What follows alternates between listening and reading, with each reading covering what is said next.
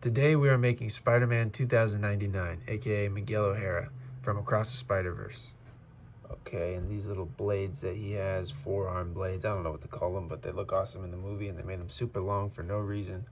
And people were remarking that they looked more like swords than like daggers.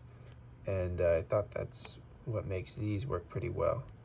I really like this because in the movie they have a curvature and they come in just like these.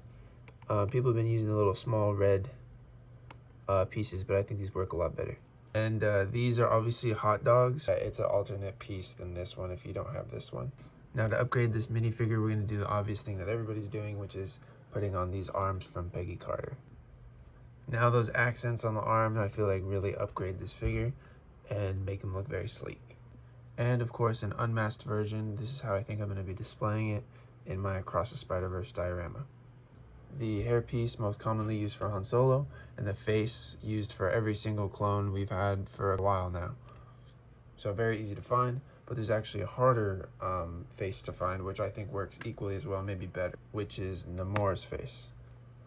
I actually like this face a lot. It definitely looks a lot more menacing than the clone face.